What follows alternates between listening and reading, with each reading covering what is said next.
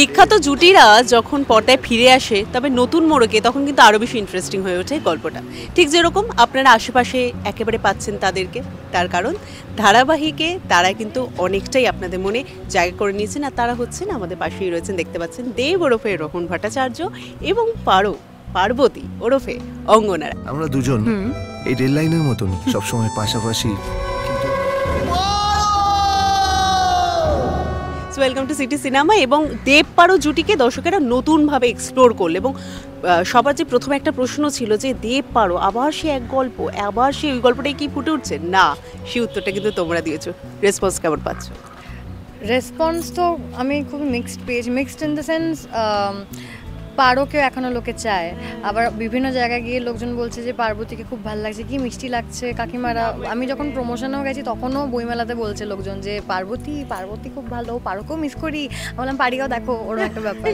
কিন্তু একদম কিন্তু বাট হ্যাঁ, লোকজনের যা শুনতে পাচ্ছি, যা বুঝতে পারছি, যেটুকু আমার কাছে পৌঁছচ্ছে, ভালো লাগছে পার্বতী। আশা করি ভালো লাগবে। দেবের তো প্রথম পছন্দ অবশ্যই আমরা জানি কে, কিন্তু সেক্ষেত্রে রোহন দাকে জিজ্ঞাসা করবো যে পারো না পার্বতী?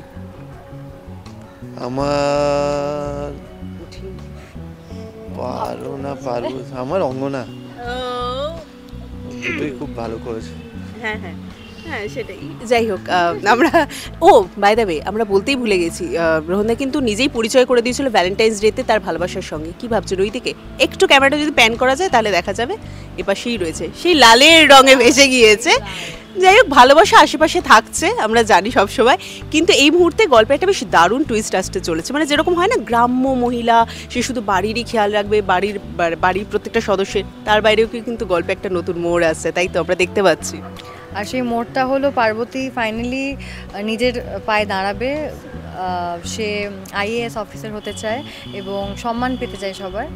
আর দেব ওকে পড়াশোনা শেখাচ্ছে। হাসছো কেন তুমি? লজ্জা করছো? আমার একটা কথা মনে পড়ে যাচ্ছে, ওই আমাদের না অনেকে বলে যে অ্যাক্টিং করতে চায়, বুঝেছো তো? মানে আজকাল 100 জনের মধ্যে 99 জন অ্যাক্টিং করতে চায়, বিশেষ করে অনেক যুগ থেকেই তাই হয়ে আসছে। না, বিশেষ করে বাবা মারা নিজেদের বাচ্চাদেরকে অ্যাক্টিংয়ে নিয়ে যেতে চায়। তো অনেকে আমাকে বলে যে বাবা মারা, আমার ছেলেটা একদম পড়াশোনায় ভালো না, একদম পড়াশুনো করে না, ওকে অ্যাক্টিংয়ে ঢুকিয়ে দাও তো।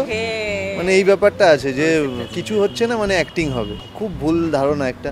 তো তাদের ভুল ধারণাটা আরও সত্যি হয়ে যাবে এই সিরিয়াল। রোস্ট হয়ে গেল। ও ব্যাক, মানে এটা তো মাইন্ড ব্লোন। হোয়াট? মানে সবাই বলবে পার্বতী পেরেছে, মানে তারা কনফিডেন্ট আরো হয়ে যাবে, তাদের কনফিডেন্স করবে, পার্বতী তো ইন্সপায়ার করবে না আরো মানুষ, তাদেরকে ইন্সপায়ার করবে খুব, তাদের কনফিডেন্স লেভেল আরো বাড়িয়ে দেবে। তো এটা খুব ভালো জিনিস। তো ইন্সপায়ার তো করবে, এটা উচিত। কারণ পার্বতীর সাথে রিলেট করতে পারছে যখন লোকজন, তার মানে ওর দুঃখর সাথে, তার মানে যখন সেলফ রেসপেক্টের জন্য যে জিনিসটা চাইছে করতে, সম্মান চায় সবার জন্য, গ্রাম থেকে এসেছে মানুষটা না একেবারে কথা বলতে দিতে পারে না, আমরা দেখলাম। আসলে এই ব্যাপারগুলো কি হয়, মানে আমাদের এখনো পর্যন্ত গ্রামে প্রচুর মেয়েরা আছে, প্রচুর মহিলারা আছে যারা নিজেদের স্বপ্ন সত্যি করতেই পারেনি।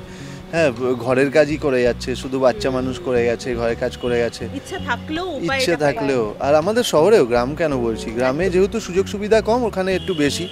তো তাদের এগুলো দেখলে ভালো লাগে যে সত্যি স্বপ্ন সত্যি হয়।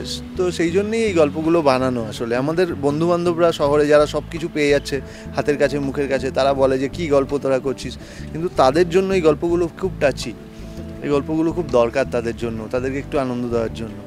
মা, আমি আশীর্বাদ করো যাতে তোমার ছেলে যোগ্য ওয়াইফ হতে পারে। 7 দিনে তোকে দেবের জীবন থেকে মুছে দেবো, কাইয়া মূর্খ। পার্বতীর ডানার উপর ভর করে যাদের ইচ্ছে পূরণ হয়নি, যাদের আর হয়তো সেই ইচ্ছেটা পূরণ করার জায়গা নেই, তারা হয়তো কোথাও একটা মন থেকে খুশি হবে, আচ্ছা পার্বতীর সাথে তো আমরা কানেক্টেড হতে পারলাম, আর তারা তাদের মেয়েদের স্বপ্নটাও কিন্তু এইভাবে পূরণ করতে পারবে। তাই তো, তুমি কিভাবে দেখছো? ওইভাবেই দেখছি। প্লাস আমার মনে হয় যেভাবে গল্প এগোচ্ছে, পার্বতী তো বুদ্ধিমতী, মানে পার্বতী একটু নাইভ, সিম্পল, গ্রাম থেকে এসে সরল সাদা সব কিছু, কিন্তু ও বুদ্ধিমতী। ও শহরে চলে এসে সব কিছুর সাথে অ্যাডজাস্ট করছে। এবার ও দেখছে যে লেখাপড়াটাও তো শেখা দরকার, কখনো শিখতেই পারিনি আমি গ্রামে থেকে, তো এখন ওয়াই নট। আর ও বলছে যে এজ তো কোনো ব্যারিয়ার না, মানে পড়াশোনার কোনো বয়স হয় না। তো এটা খুবই ইন্সপায়ারিং, মানে আমি অ্যাজ এ দর্শক হলেও আমি খুব ইন্সপায়ার্ড হতাম এটা দেখে যে একটা মহিলা কীভাবে ফ্রন্টে রেখে এটা করানো হচ্ছে। তো ইয়েস, ওভাবেই দেখছি। অঙ্গনা কাকে দেখে অভিনয় জগতে আসা, মানে কার থেকে তুমি ইন্সপিরেশন পেয়েছো? আমি ইন্সপায়ার্ড অনেকের থ্রুতেই, কিন্তু অভিনয়টা বলবো না, আমি লাইফে ইন্সপায়ার্ড আমার দিদাকে দেখে। তাই জন্য আমার দিদা আজকে থাকলে খুব খুশি হতো আমার এই সিরিয়ালটা দেখে, কারণ আমার দিদার জার্নিটা ওরকমই ছিল অনেকটা। অভিনয় দেখতে গেলে আমার মেরিল স্ট্রিপ আর Anne Hathaway, they very dear, like I admire them. এবং মানে যখন বড় হচ্ছি, যে ধরনের সিনেমা দেখছি, Kareena Kapoor Khan, I like her choices of আমার বিদ্যা বালানকে খুব ভালো লাগে, শাবানা আজমিকে খুব ভালো লাগে, তাবুকে খুব ভালো লাগে। তো মানে ওরকম নয়, আমার কোনো পার্টিকুলার কেউ নেই, বাট আমি ভ্যারিড, তাই জন্যই আমি বিভিন্ন ধরনের চরিত্র করতে চাই, মানে করেওছি, আরও করতে চাই। কারণ আমার ফেভারিটিজমের কোনো ওরকম ইয়ে নেই যে এই জনার ধরেই, একদম।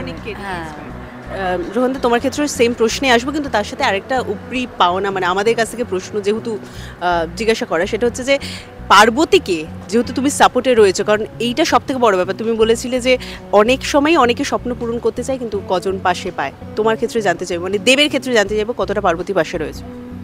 দেব তো পার্বতীর পাশে যতটা রাইটার লিখছে ততটাই আছে। তো সবসময় মানে ওইভাবেই লেখা হচ্ছে এখন চরিত্রটা, যে দেব সবসময় পার্বতীকে সাপোর্ট করছে। হ্যাঁ, তো করে যাচ্ছি সাপোর্ট, পুরোটাই সাপোর্ট রয়েছে, হ্যাঁ। দেখতে পাচ্ছি, যার জন্যই পার্বতী এগিয়ে যাওয়া হয় না যে পিছনে। মানে একটা জিনিস হয়, মানে আমাদের এখানে যেহেতু মাকে দেখানো হচ্ছে দেবের, যে পার্বতীর এগেনস্টে যাচ্ছে, তো একটা ভালো ছেলে, ভালো হিরো, তাকেই বলা হয় যে ব্যালেন্স করে ভীষণভাবে। তো ওই ব্যাপারটা থাকছে, মাকেও মানে মার সাথেও যেন কখনো অবিচার না করা হয়, এবং যে ওয়াইফ তার সাথেও যেন অবিচার না করা হয়, এরকম একটা ব্যালেন্স করে সুন্দর।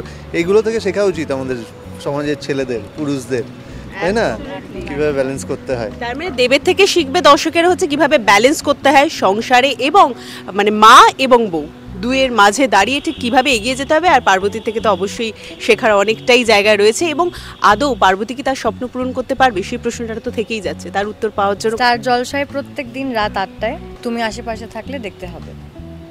দেখতেই হবে। Thank you so much. আর দেব পার্বতীর পাশে সবসময় দর্শকেরা ছিলেন, এভাবেই থাকবেন আমরা জানি। তাই নজর রাখতে হচ্ছে তুমি আশেপাশে থাকলে, এবং একসাথে থাকতে হচ্ছে। আর তারকাদের সম্পর্কে এরকম আরো খুঁটিনাটি জানার জন্য অবশ্যই নজর রাখুন সিটি সিনেমা পর্দা, সাবস্ক্রাইব করতে ভুলবেন না সিটি সিনেমা। বলিউডের latest update, gossip and entertainment পেতে সাবস্ক্রাইব করুন শুধুমাত্র সিটি সিনেমা, আর ফলো করুন সিটি সিনেমার Instagram, Facebook, Twitter and share chat page.